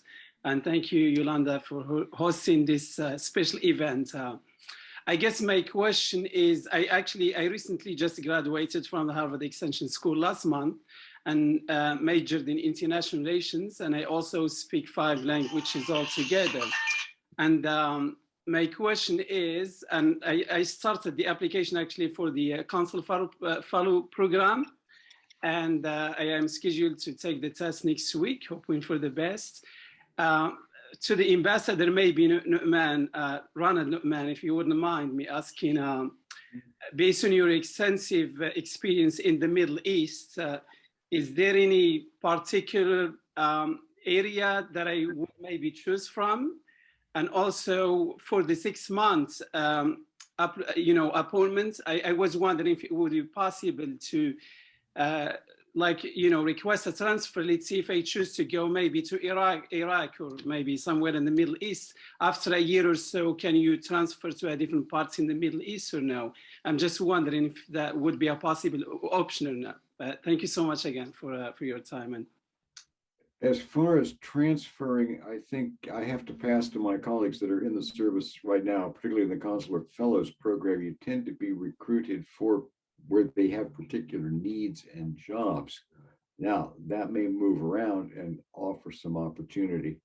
In terms of countries, assuming there are needs, then you'd have a lot more opportunity to enjoy a place like Egypt where you can get out than working in a place like Iraq where you're going to be pretty confined by the security of the situation. But that's a different kind of issue. thank you very much. Nicole, unmute yourself and ask your question. Hi, first, thank you all very much for this. I passed the FSOT in October, so I'm waiting on the QEP right now. And I obviously did register for the consular cone. And I was just investigating more about consular work. And I wanted to know if consular officers' work overlaps ever with the Bureau of Population, Refugees, and Migration. It looked like a very interesting area of the State Department. Thank you. Yes, I think it's interesting that you notice that, because there are similarities to the kinds of situations that you might work on and the kinds of issues and the kinds of people you might be assisting. So working on refugee issues, for example, and migration issues, which are such high priority global issues right now, you would certainly be able to bring some of the skills and experience and your knowledge of US law to working on those subjects. It also working in many of the, we call it PRM, Population, Refugees, Migration, in working in one of their jobs, either in Washington or overseas, would give you the experience of working with a number of international organizations. You might be working with folks at the UN or International Organization for Migration or other organizations that help us to resettle refugees in the United States. So it's certainly a very interesting, different bureau in the department to think about bidding on assignments in. I think you'd find it to be extremely stimulating and satisfying work. And I would note for people who are currently waiting to see how things go and thinking about the Foreign Service, we have tens of thousands of recent refugees, essentially new immigrants arriving from Afghanistan. Some of you might find it interesting to volunteer. There are organizations looking for volunteers to work and help, and you would learn a lot doing that about the challenges that people face when they make the decision to move from the place where they were born to the United States and become Americans. Thank you. Some of that is a great piece of advice. Guy Nobrega, unmute yourself and ask your question. Hello, everyone. Thank you so much for the opportunity. My question is, I'm a national of Brazil. I currently live in the United States. When I was in Brazil, I used to work at the consular section in Brasilia as a Foreign Service national, so for almost a decade.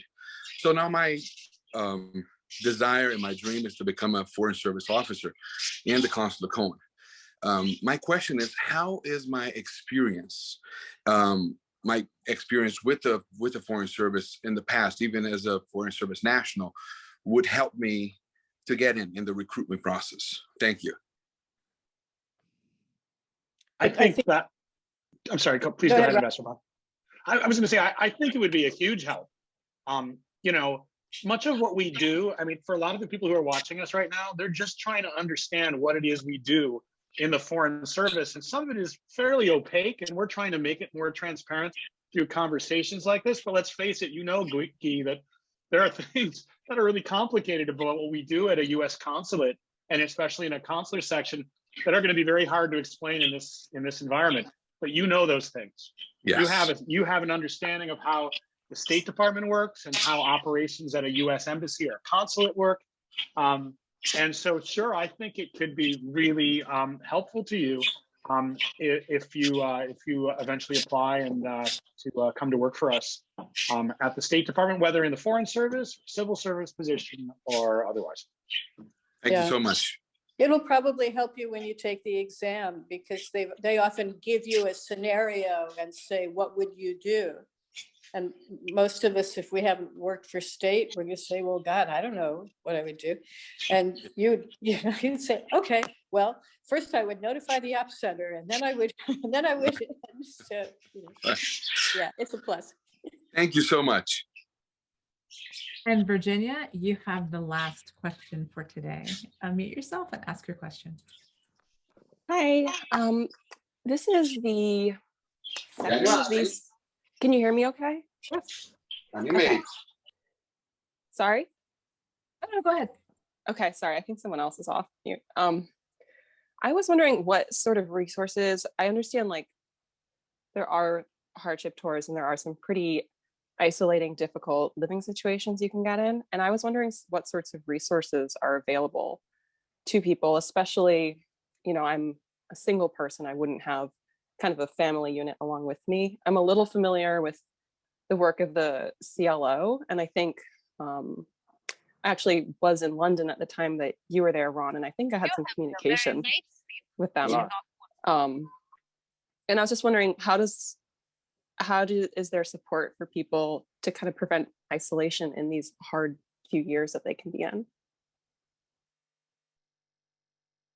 A great question. Ron, if you'd like to start. You're muted, Ron. Sorry, yes, thank you. Rookie mistake. You mentioned the CLO, or we actually call the CLO, which stands for Community Liaison Office. And that is an office located at every one of our embassies and most of our consulates that provides kind of what in the military you would think of as morale and welfare, right? Helping us get adjusted to our new environment, planning events, sometimes planning tours in the local area, ways to kind of integrate us into the local community so we can have that experience that I described to you earlier on, that I got into the Foreign Service to have in the first place. So there is quite a bit of support there. And then just overall, in my experience, I think the State Department provides a lot of support to us all through, you know, throughout my career. And if, you know, eventually you have a family, for your family. I joined as a single person, got married, have kids now, and I feel like my family has been very well supported. You mentioned really, you know, more difficult places or isolated places. From October of 2018 to October of 2019, I was assigned to our embassy in Kabul, Afghanistan. It was because of security considerations. I was rarely able to leave our embassy compound, but we had a lot of resources there. We had lots of opportunities to stay fit, lots of opportunities to socialize with our colleagues. And so I actually felt very well looked after while I was there. And I had a fantastic experience, both professionally and personally, while I was there. And that's really been my experience throughout all of my overseas assignments with the State Department. I might just add a note, since I had probably more than the normal share of these kind of places. I was 3 years ambassador in Afghanistan, in Algeria, where we had a blanket death threat against foreigners, and a very small embassy, all living on the compound. And then I served in Iraq, and I served in Afghanistan, of course, where we had large embassies, but very high security threats. And I would say at these kinds of posts, there are a lot of, well, it depends. At a bigger post, like Kabul or Baghdad, there were lots of facilities within the post. The thing that tends to work on people most, though, is not the absence of facilities. It's the inability to have a support group that's separate from your work group. That can be a problem. Not necessarily an overwhelming problem. It's the kind of thing that wears on people. You're with the same people. At a big post, you have a little more room to move around, but you're with the same people when you're off duty that you're with on duty. Big posts, there's a lot, there's more room. Small posts, we had only about 33 people, I think, in Algeria. And we did everything from play readings to competitive volleyball to keep morale up. And there a lot depends on the leadership. It's also important to remember if you do a hardship post, those are generally 1-year tours, occasionally 2 years. And you're going to have some breaks and you're going to get out too. So it's not like you're, oh my God, this is where I am, forever. And I think sometimes people can get actually too bothered by, oh dear, I'm suffering so much. Well, in 3 months, you're going to be gone. Take a deep breath and suck it up and then find things. I mean, I'm probably too hardcore there, but what you don't find in my experience in these hardship posts is time to be bored. The work tends to be intense, and I remember General Casey used to tell people in Iraq, his staff, he's told everybody you have to make time to read, sleep, and exercise. I don't know anybody who managed all three. You're plenty busy. So it's not a question of boredom or time hanging heavy, but it can be a question of support group and things like that. Could not agree more. We have come to the end of our time for both this session and also for this series. Again, they are recorded. The State Department's standard is to caption recordings to provide access for all users, and they will reside on, these recordings will reside on the Academy's website. When we are ready and the link is live, we will email you. We have your contact information where you registered for the series, so we will email you those links.